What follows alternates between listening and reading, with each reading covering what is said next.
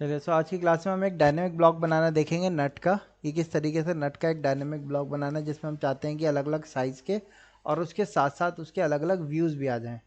जैसे top view भी आ जाए, फ्रंट व्यू भी आ जाए और सेक्शन व्यू भी उसके अंदर आ जाए। तो ऐसा करने के लिए हमें क्या करना पड़ेगा, पहले एक नट का शेप बनाना पड़ेगा। मैं M10 का नट बनाने जाता हूँ, तो M10 के नट के लिए मैंने क्या किया, एक सर्किल लिया और उस सर्किल का सेंटर पॉइंट देने के बाद मैंने रेडियस दे दिया। M10 का बनाना है तो D एंटर करके उसका डाया दे दिया मैंने 10 10 mm। बना दिया हमने सर्कल 10 mm का। मैं इसके कलर को बाइलेयर कर देता हूँ और इसको भी बाइलेयर कर देता हूँ। अब हमने क्या किया, एक और सर्कल बनाया, सेंटर पॉइंट यही दिया। ये सर्कल बनाया हमने 10 रेडियस का।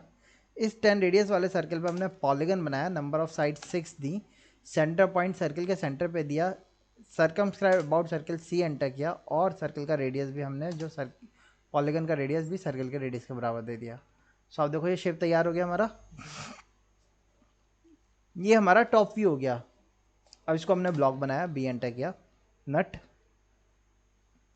सेलेक्ट ऑब्जेक्ट पे जाके ऑब्जेक्ट सेलेक्ट किया, एंटर किया, पिक पॉइंट पे जाके हमने पिक पॉइंट सेंटर वाला दे दिया, ओके कर दिया। अब ये ब्लॉक तो तैयार हो गया, लेकिन हमें क्या करना है, इस ब्लॉक को डायनेमिक में कन्वर्ट करना है। कि जैसे कि हम चाहें कि M10 की जगह पे M6 का नट चाहिए हो हमें, तो वो अपने आप आ जाए, हमें स्केल नहीं करना पड़े। इसी तरीके से मैं चाहता हूँ इसके अंदर फ्रंट व्यू, साइड व्यू भी आज सेक्शन व्यू भी आ जाए।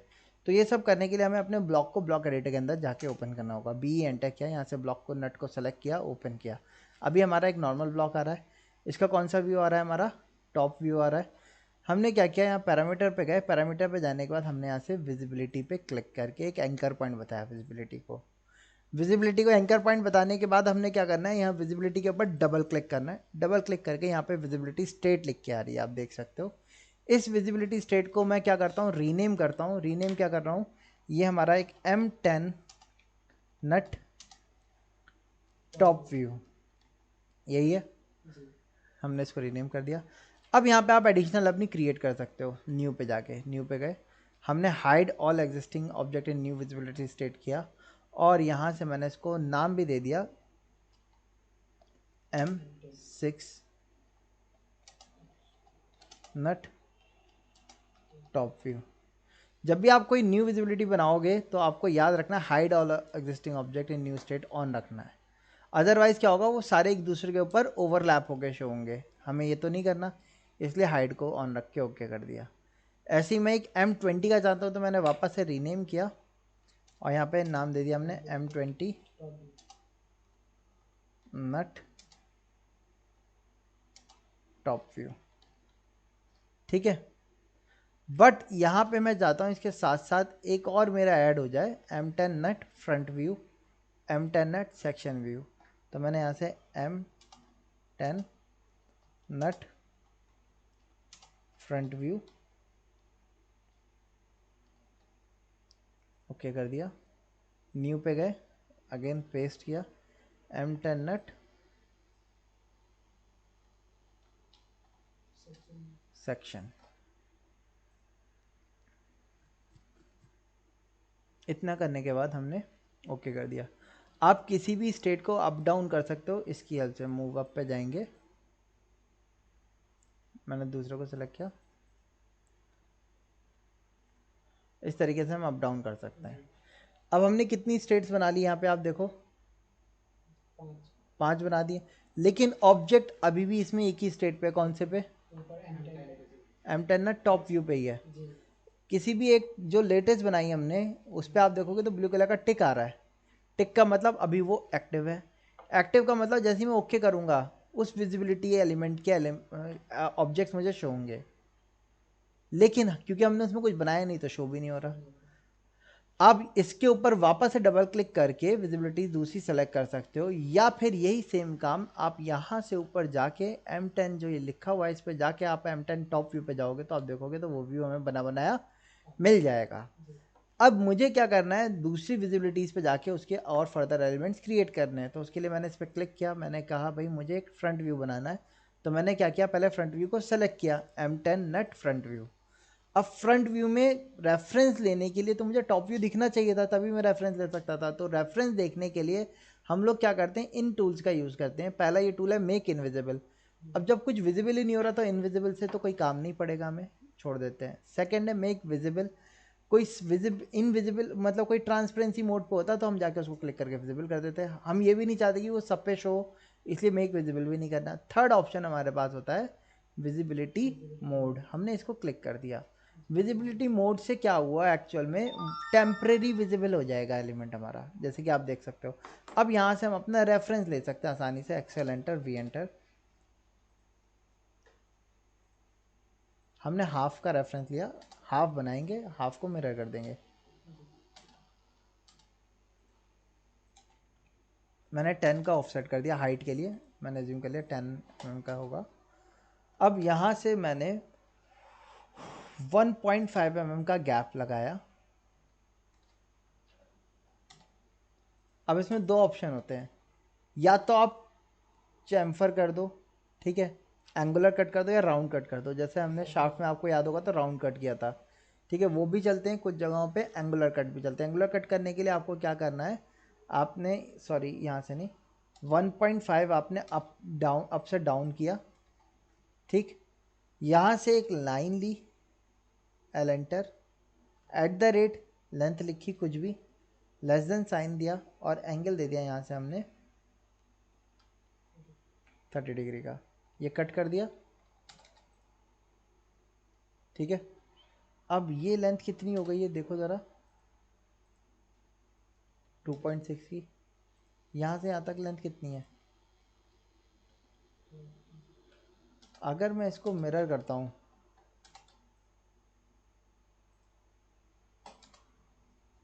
इस तरीके से आ रही है, ठीक है। डेप्थ काफ़ी ज़्यादा है, तो मैं एक काम कर रहा हूँ, ऑफसेट पे गया, 1.25 का कट किया मैंने यहाँ, और मैंने इसको रोटेट कर दिया 30 डिग्री, ठीक है। देन एम आई एंटर किया, मिरर, इसको एम टी पी एंटर किया, फर्स्ट पॉइंट यहाँ दिया, सेकंड पॉइंट यहाँ दिया, मिरर कर दिया इसके अबाउट। आ गया ये, इसको वापस से मिरर किया हमने मिडल के अबाउट, और एक्स्ट्रा एलिमेंट को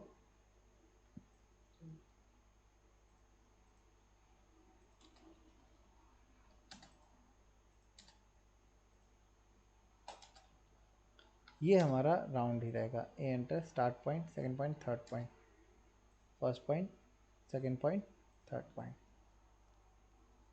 बन गया हमारा ये। इस लाइन को हमने डिलीट कर दिया। 30 डिग्री पे चम्फा लगता है हमारा ये, ठीक है। तैयार हो गया ये हमारा। अब मैं इसके साथ चाहता हूँ एक सेक्शनल व्यू भी दूँ। सेक्शनल व्यू फ्रंट व्यू से काफ़ी हद तक मिलता हुआ होगा।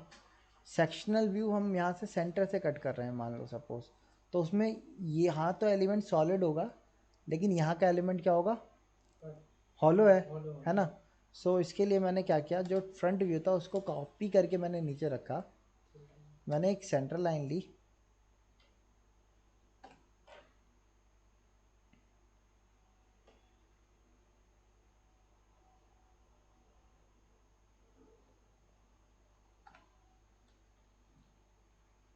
ठीक, एक्सेल एंटर करके वी एंटर किया। हॉलो कहाँ से होगा, इस सर्कल से ही तो होगा, सर्कल का पॉइंट दे दिया मैंने।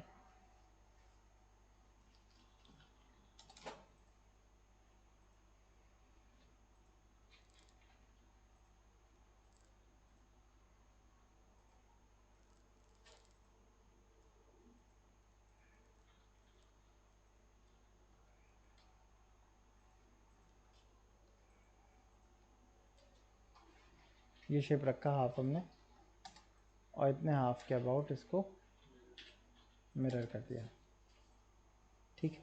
जहाँ पे होल होता है ना, वहाँ पे हम जनरली चैम्फर करते हैं, ताकि जब नट के ऊपर बोल्ट आएगा, चैम्फर होगा, तो वो क्या होगा, इजीली उसके होल के अंदर गाइड हो जाएगा।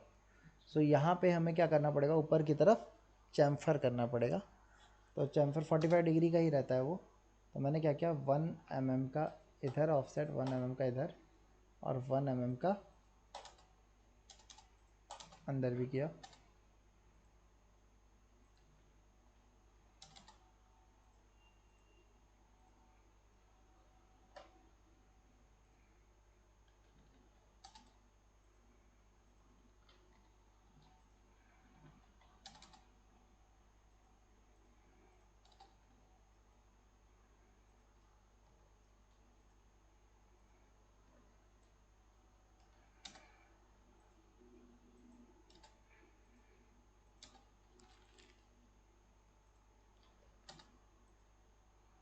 मैं अभी के लिए इनको मूव करके अलग कर देता हूँ।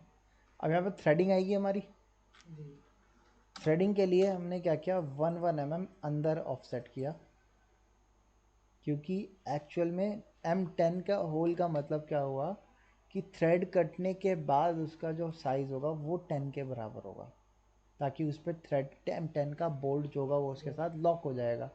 तो एक्चुअल में जो होल होता है वो 10 से क्या होगा, छोटा होगा। ठीक है, तो हमने 1 का अंदर 0.5 का भी ले सकते हो आप चाहो तो। अब थ्रेडिंग दिखाने के लिए हमें एंगल पे लाइन दिखानी होगी। वो लाइंस जो होती हैं उसके लिए आप चाहो तो यहाँ से जितने की पिच हो थ्रेड की आप उतने पे ऑफसेट कर सकते हो। जैसे 1 की पिच है, 2.5 की पिच है, उतने पे आपको क्या करना पड़ेगा, ऑफसेट। मैं अगर 1 की पिच लेता हूँ तो मैंने यहाँ से 1 ऑफसेट किया, इसको कर दिया। थ्रेड की अपनी थिकनेस भी होगी, तो हमने 0.5 की इसकी थिकनेस ली। अब मैंने क्या किया, लाइन कमांड पे गया, यहाँ से इसको इस पर अटैच कर दिया, हो गया ये। ठीक, इसको मैंने ऑफसेट कर दिया 0.5।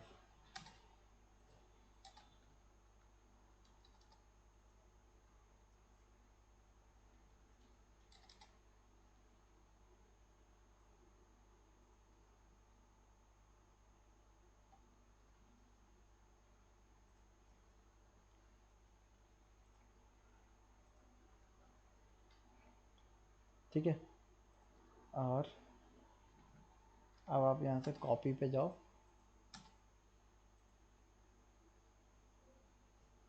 और यहाँ से 1.5 पे मैंने कॉपी कर दिया, 1.5 की पिच कर दी, 4.5, 6,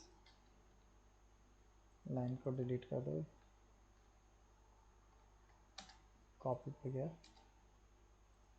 यहाँ से पिक करके यहाँ रख दिया, और इसको थ्रेड्स जो होती हैं आ गए हमारे ये। ठीक, अब हैच कमांड पे गए, एच एंटर किया,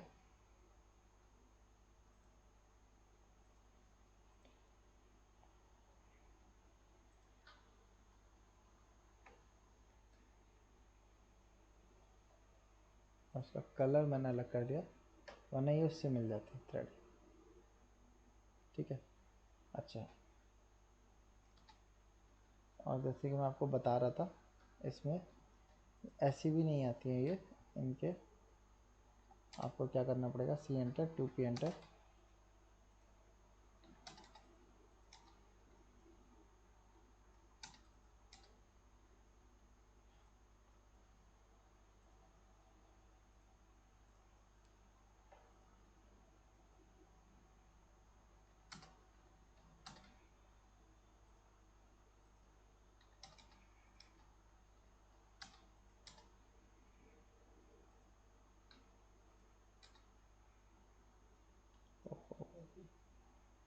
इससे मिला नहीं।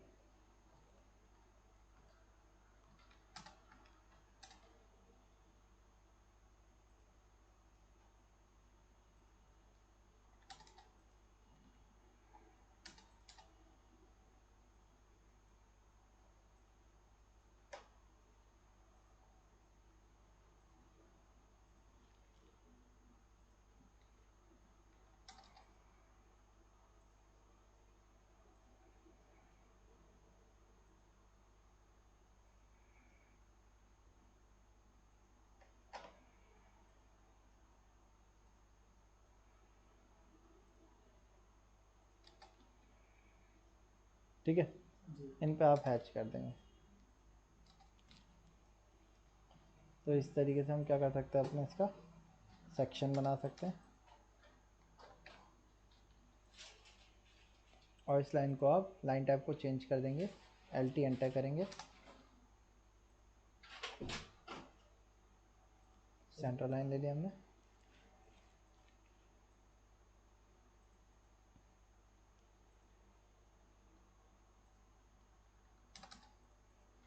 लाइन टाइप दिखा नहीं रहा, तो मैंने इसको सिलेक्ट करके प्रॉपर्टी कमांड पे गया, इसके लाइन टाइप स्केल है, इसको मैंने रिड्यूस कर दिया,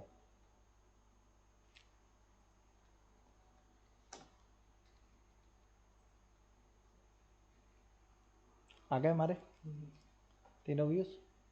अब दूसरे पे चलते हैं, M6 नट। इसके लिए हमने क्या किया, M10 वाले को कॉपी करके अलग रखा, SC एंटर किया, स्केल कमांड पे गए, ऑब्जेक्ट को सेलेक्ट करके एंटर करके बेस पॉइंट बताया। ठीक, M10 का नट है, मैं चाहता हूँ M6 का कन्वर्ट हो जाए, कितने टाइम स्केल करना होगा? 6/10 यानी कि 0.6 स्केल फैक्टर हो गया हमारा। इसको बाद में मूव कर देते हैं सेंटर पे 0,0 पे। अब नेक्स्ट कितने का है, M20 का कॉपी किया हमने,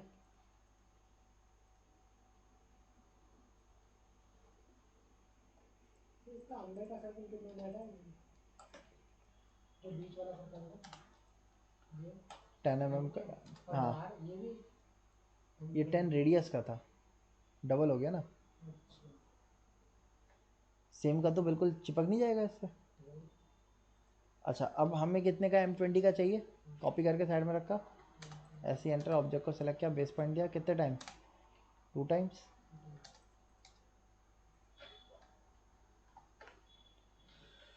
क्लोज ब्लॉक, सेव चेंज। अब एक ही को हमने कॉपी करके साइड में रख दिया, सेलेक्ट किया इसको, फ्रंट व्यू आ गया, सेलेक्ट किया, सेक्शन व्यू आ गया। इनका नहीं बनाया लेकिन ब्लॉक के थ्रू आ रहा है, हम्म, इनका तो नहीं बनाया ना यार, नहीं तो उनका क्यों आएगा, जिसका बनाया उसका आएगा। सब है एक ही के अंदर, तो बनाना होगा फिर भी सबका सबका बनाना पड़ेगा। अलग अलग, हाँ, उनमें चेंजेस करके नहीं हो सकता, स्केल करके स्केल कर दो आप। हाँ हाँ, स्केल कर दो। स्केल करके। हाँ ठीक है, तो बाकी अलग अलग साइज़ वाले डिलीट कर दो, एक ही के टॉप और फ्रंट सेक्शन डाल दो, जो भी आएगा उसको स्केल कर देंगे बस। इसका सेक्शन भी समझ में नहीं आता 2D में, हाँ वो एक्चुअली 3D में आ ज़्यादा हाथ काट है, दिखता भी है टॉप व्यू में वो मतलब सेक्शन कुछ इस टाइप से ही आएगा हमारा। जी, ऐसा लगा टॉप वो है साइड में। ये चैम्फर लगेगा, ठीक है। ये है रेड कलर का, वो दिखा रहा है मटेरियल कहाँ कहाँ पे। मैं जब नट जैसे बीच में से क्या होता है, हॉलो होता है ना, तो आपका मटेरियल किधर होगा, साइड में होगा, बीच में से हॉलो होगा।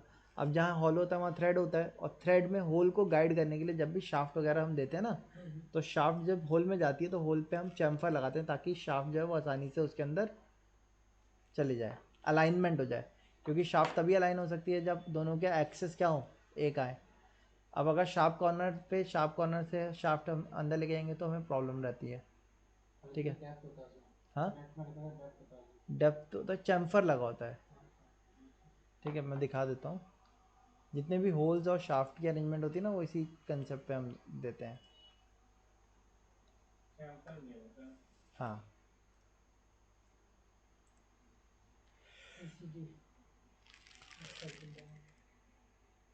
यार देख रहे हो, कट लगेगा बहुत शार्प यहाँ पे, ये देख रहे हैं 2 लाइनें जो दिख रही हैं चैम्फर के लिए, यहाँ पे देखो, ये दिख रहा है, ये चैम्फर किया हुआ है, ताकि बोल्ट आपका आसानी से उसके अंदर जा सके।